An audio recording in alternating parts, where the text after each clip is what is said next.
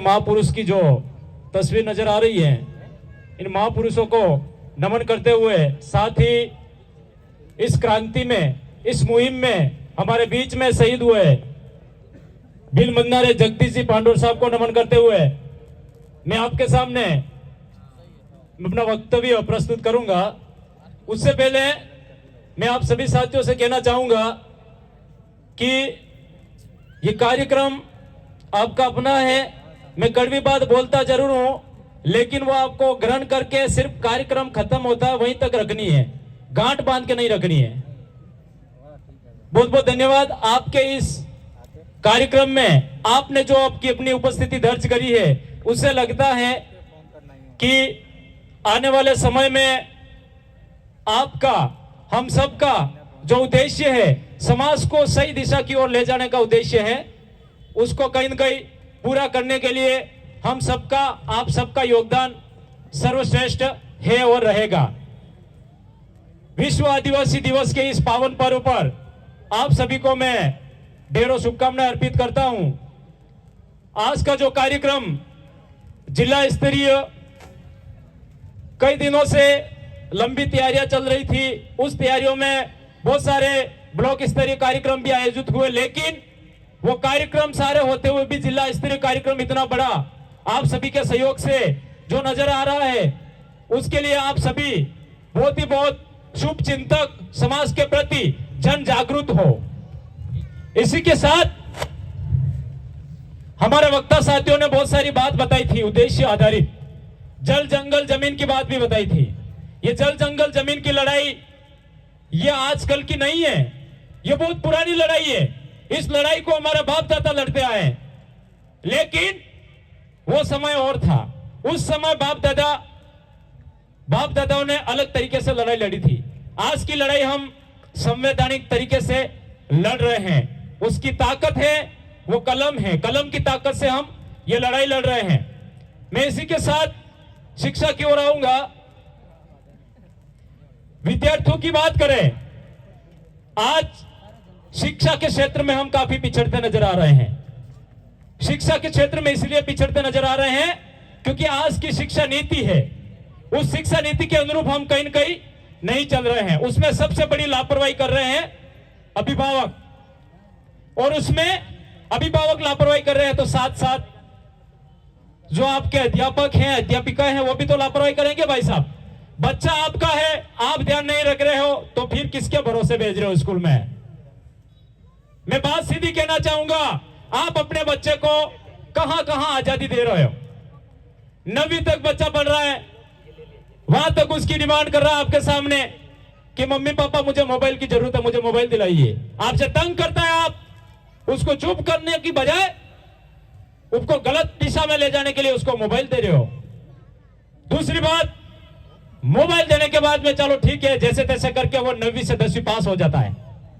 10वीं पास होने के बाद में वो 11वीं क्लास में एडमिशन लेता है, तो उस टाइम आपसे वो बाइक की डिमांड करता है, मम्मी पापा मुझे मोटरसाइकिल चाहिए, मुझे मोटरसाइकिल दीजिएगा। आप वो भी उस बालक की बात को मान लेते हो और ये नहीं समझते हो कि ये मोटरसाइकिल का आखिर करेगा क्या, उसको मोटरसाइकिल दे देते हो। 11वीं पास हो गया, 12वीं में एडमिशन ले लिया, वहां तक बच्चा गया।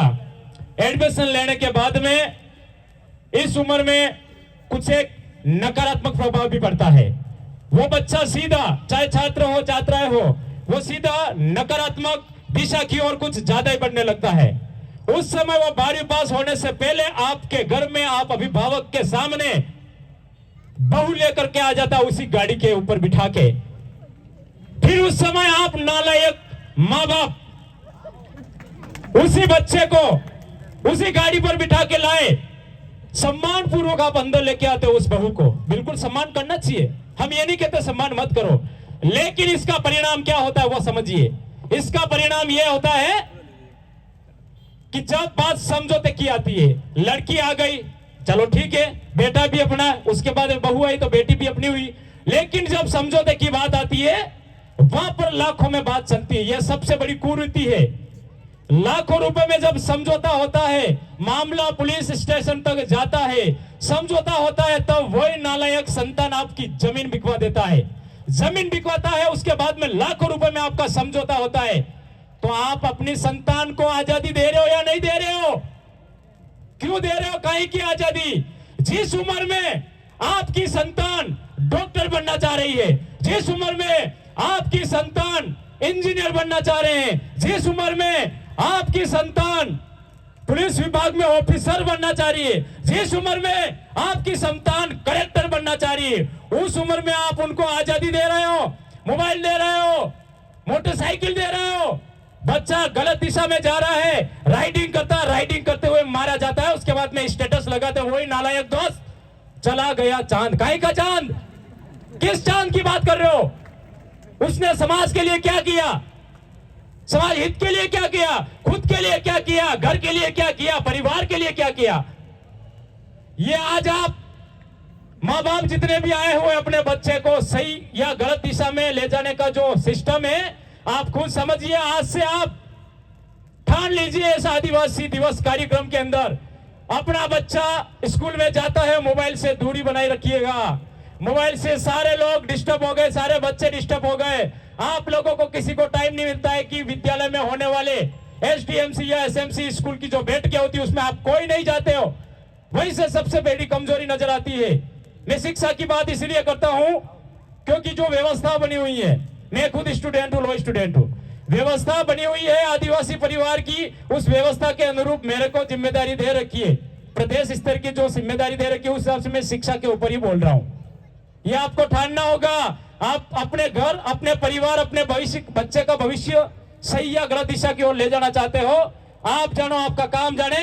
लेकिन ये आदिवासी परिवार के नाम से जितने भी जन जागरण चिंतन शिविर होते आए हैं, कहीं पर भी कभी भी किसी भी वक्ता ने आपकी संतान या किसी समाज, किसी को गलत दिशा में जाने की बात नहीं कही है।